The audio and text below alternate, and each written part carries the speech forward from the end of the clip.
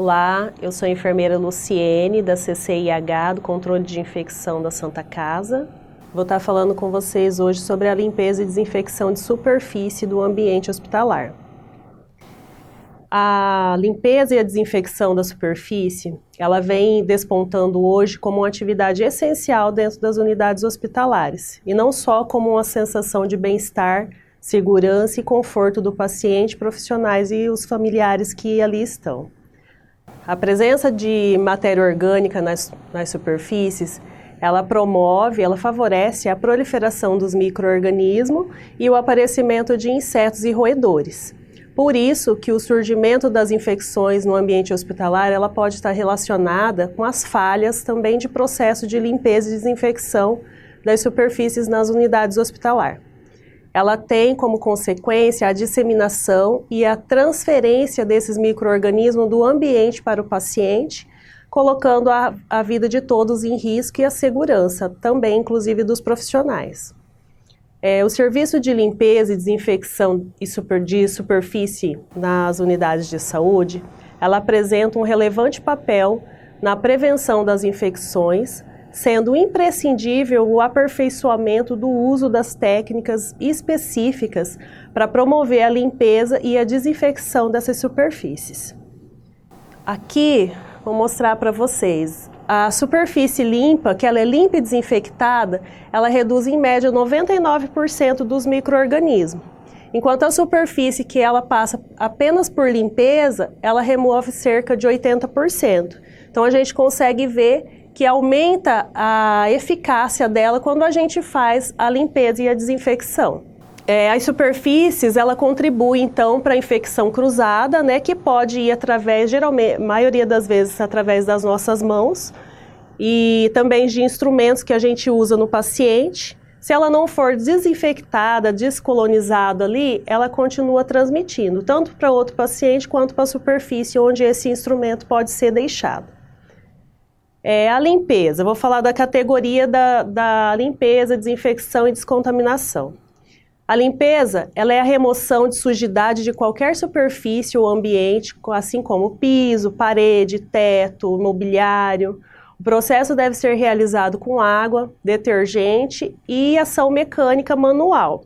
Então, ela requer o esforço mesmo ali, né, a técnica para poder fazer a limpeza de maneira adequada. Deve proceder depois seguido com a desinfecção. É o que a gente utiliza com maior frequência no processo de limpeza. A desinfecção, ela é o processo de destruição desse micro-organismo patogênico na forma vegetativa, existente nos artigos ou superfície, mediante a aplicação de soluções germicidas em uma superfície previamente que já foi limpa. O que é essa solução germicida? Pode ser o Germ-Heal, pode ser o peróxido de hidrogênio que a gente está usando agora, ou o Oxivir. E além do álcool também, que é eficaz.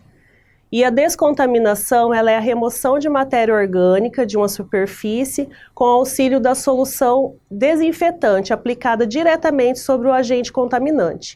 O que acontece na descontaminação? Quando tem uma presença de sujidade visível ali, um paciente que vomitou. Primeiro eu tenho que remover essa carga de sujidade com papel ou com a pazinha, algo ali para tirar esse grosso dessa sujidade, para depois iniciar com o meu processo de limpeza e posteriormente de desinfecção. Isso vai tornar o processo eficaz. Alguns fatores de risco. Por que acontece essas falhas, né? Acontece por falta de conhecimento, falta de equipamento, às vezes nós não temos o equipamento correto para fazer essa limpeza, a falta de manutenção, né, estraga muito equipamento e acaba não fazendo manutenção, não conserta, os recursos, orçamento limitado, a falta das autoridades, das chefias e e supervisores, né, para poder avaliar esse processo de limpeza, se está ocorrendo de maneira adequada. A falta de pessoal também, a gente vê muitas faltas, né, ou às vezes não tem realmente o número de profissionais para poder executar essa limpeza de maneira eficaz. E o comportamento humano mesmo, o costume. A mudança de costume, ela é um dos fatores mais difíceis. A gente trabalha, faz todo esse serviço em casa, mas a gente tem que pensar que dentro do ambiente hospitalar tem que ser diferente. E nós vamos ver depois alguns das boas práticas que devem ser exercidas dentro do ambiente hospitalar. Aqui tem um ambiente inanimado como fonte de transmissão de infecção. Então, tudo que tem o xizinho aqui é considerado que tem agentes de micro-organismo. O que acontece? Se eu não fizer uma desinfecção, uma limpeza adequada, ele vai continuar transmitindo ali. O paciente foi de alta, eu esqueci de limpar esse monitor, que é da enfermagem, um exemplo, né? Ou um chão, uma parede.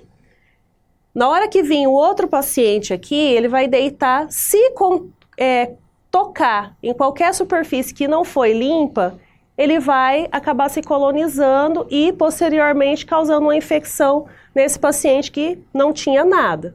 Então é um processo muito sério se a gente parar para pensar. Agora falando um pouquinho das boas práticas. Paredes e anexo. A gente tem um sentido de limpeza, sempre de cima para baixo, nunca de baixo primeiro para cima. Por quê? Nós temos que pensar que todo o ambiente hospitalar a gente inicia a limpeza do mais limpo para o mais sujo.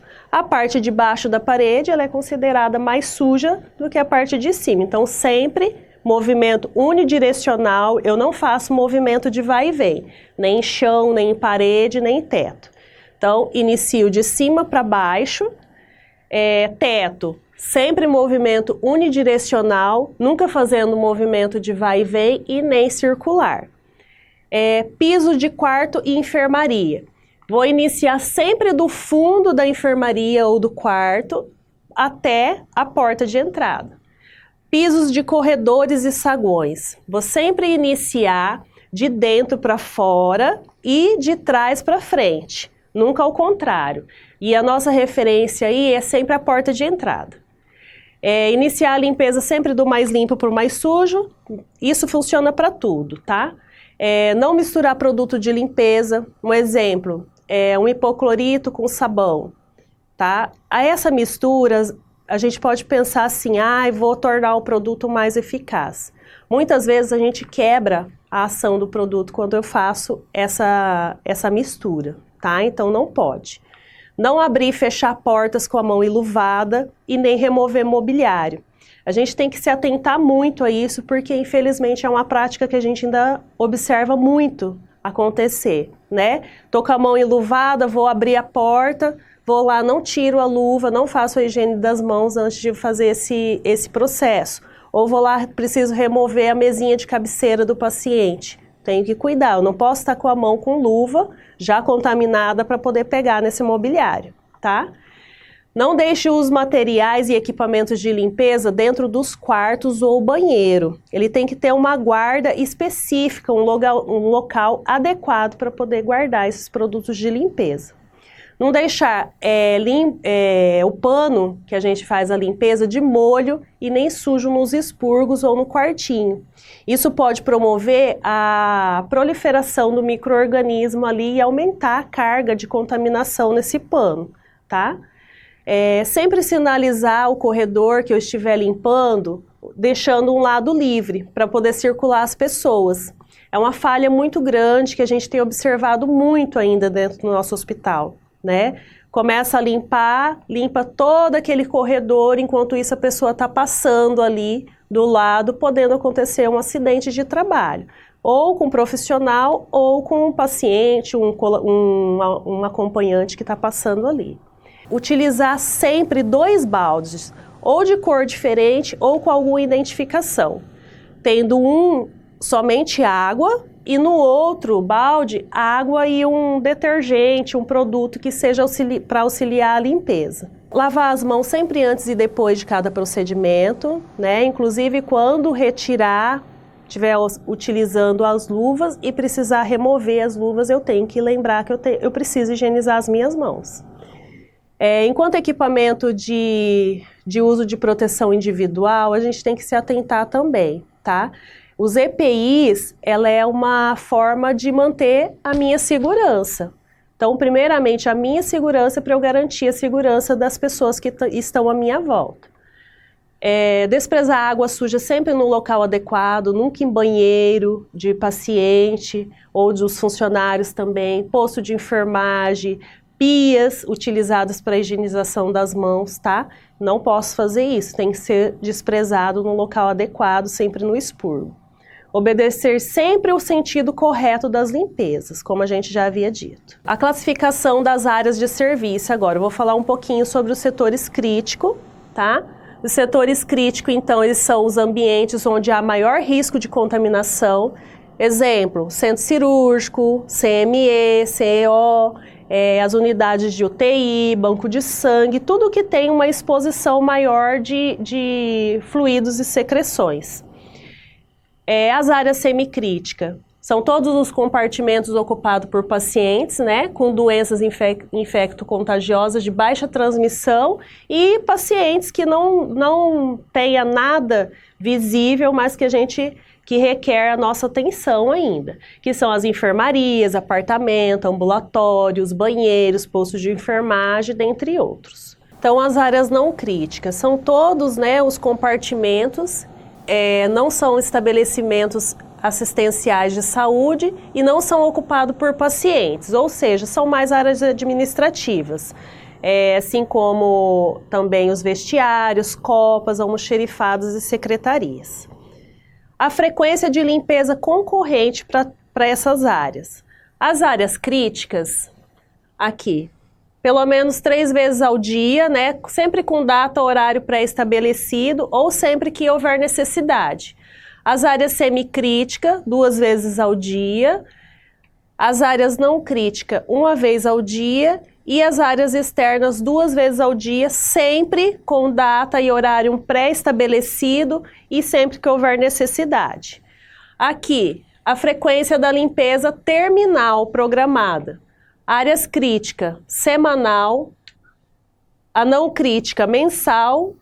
As áreas semicrítica e o rodízio de leito, quinzenal. Sempre com data, horário e sempre que for necessário. O que é o rodízio de leito? O rodízio de leito serve para esses pacientes que são de longa permanência, que passou de 15 dias de internação no mesmo leito, a gente entra em contato com o NIR, ou a própria enfermaria pode fazer isso, as unidades, entra em contato com o NIR, e o NIR vai providenciar um outro leito para que seja transferido esse paciente e deixe vago esse paciente, o leito que esse paciente estava, para poder fazer uma limpeza terminal ali, para eliminar todas as cargas de micro-organismo possíveis que tem ali, tá?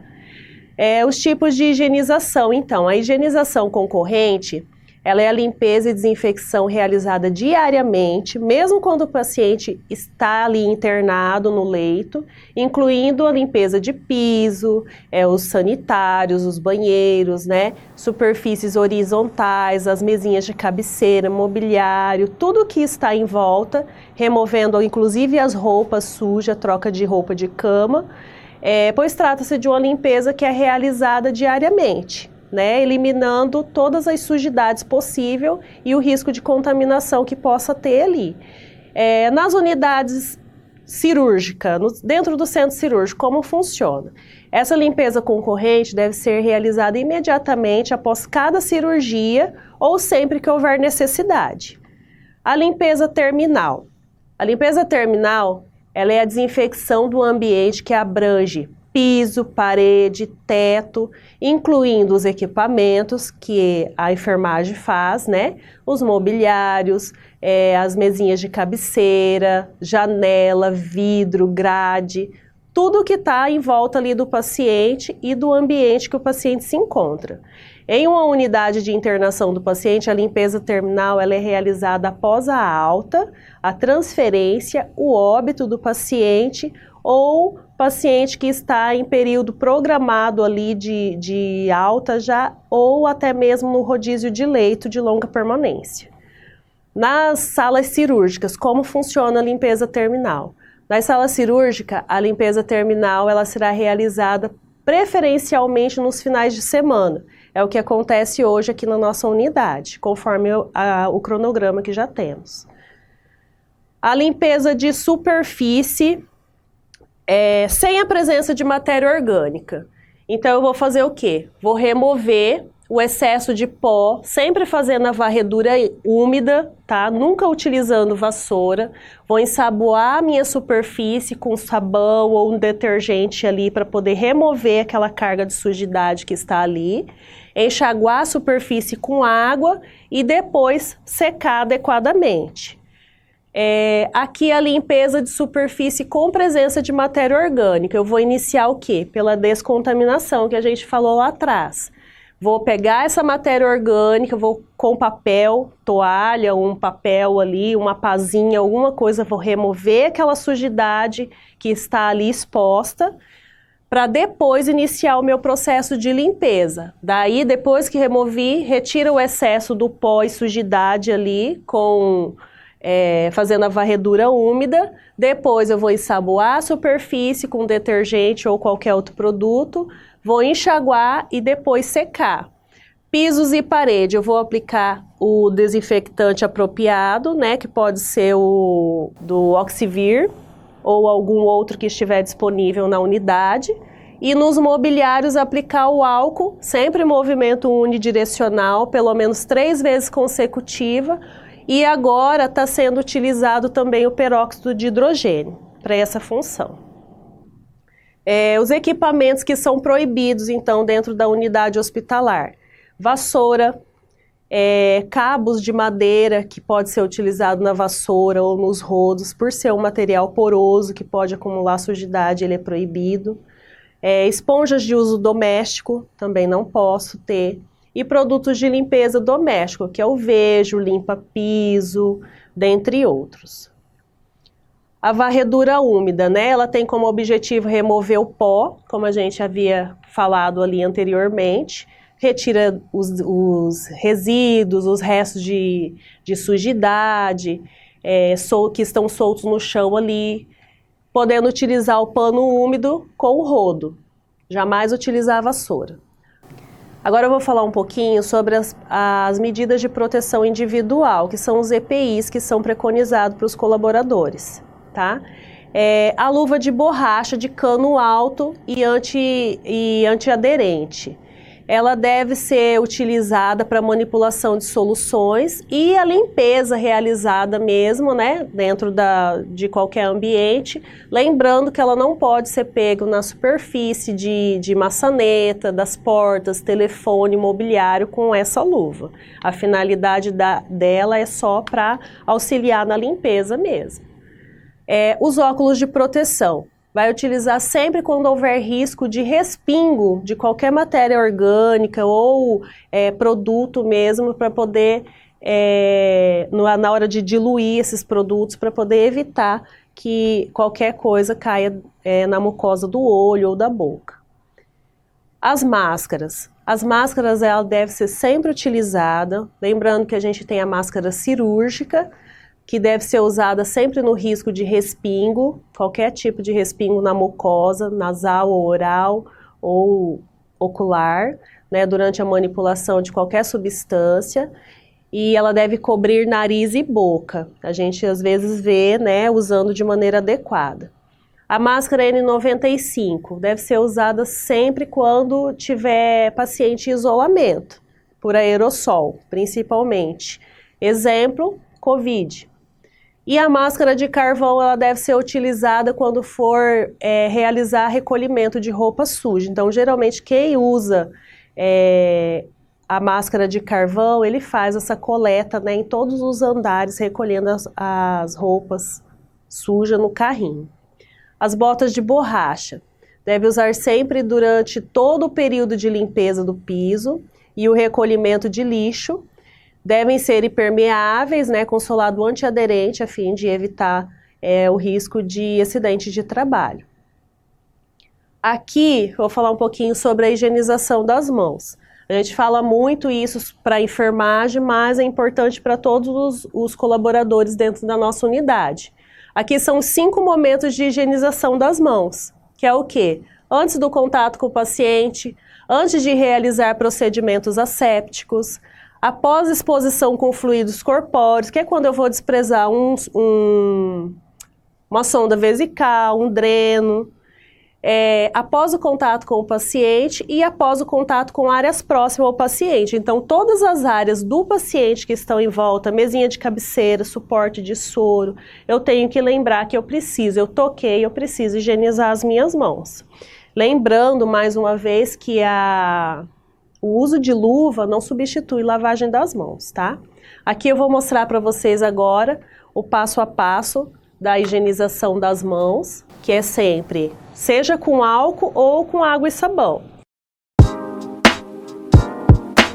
Como fazer a fricção antisséptica das mãos com preparações alcoólicas?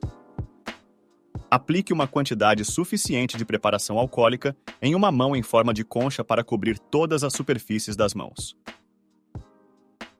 Ou, como higienizar as mãos com água e sabonete. Molhe as mãos com água. Aplique na palma da mão quantidade suficiente de sabonete líquido para cobrir todas as superfícies das mãos. Agora, tanto com água e sabão quanto com solução alcoólica, os passos são os mesmos. 2. Friccione as palmas das mãos entre si. 3. Friccione a palma direita contra o dorso da mão esquerda, entrelaçando os dedos e vice-versa. 4. Entrelace os dedos e friccione os espaços interdigitais. 5. Friccione o dorso dos dedos de uma mão com a palma da mão oposta, segurando os dedos, com movimento de vai e vem e vice-versa. 6. Friccione o polegar esquerdo com o auxílio da palma da mão direita, utilizando-se de movimento circular e vice-versa. 7. Friccione as polpas digitais e unhas da mão direita contra a palma da mão esquerda, fazendo movimento circular e vice-versa. Secagem após lavagem com água e sabão.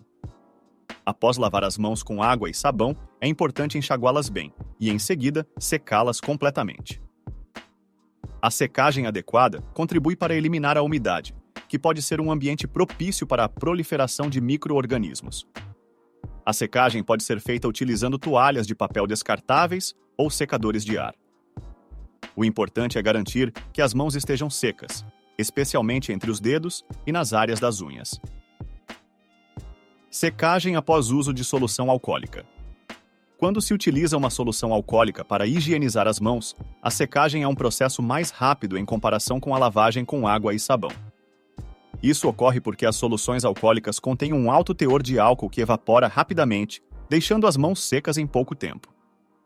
Não é necessário utilizar toalhas ou secadores, a menos que haja excesso de produto que precise ser removido. Basta aguardar de 20 a 30 segundos e suas mãos estarão seguras. Então aqui as considerações finais, só para a gente finalizar, né? A limpeza e desinfecção da superfície nas unidades hospitalares, ela tem uma grande importância para a segurança do paciente e de todos os colaboradores. Por isso, o Serviço de Controle de Infecção Hospitalar está trabalhando junto com as capacitações a fim de difundir as boas práticas e embasar o trabalho e subsidiar a capacitação a fim de somar com os esforços, né, da equipe junto para poder garantir a higienização hospitalar de qualidade e com excelência. Sejam muito bem-vindos todos e espero que essa nossa aula tenha contribuído para o conhecimento e o aperfeiçoamento de vocês. Muito obrigada.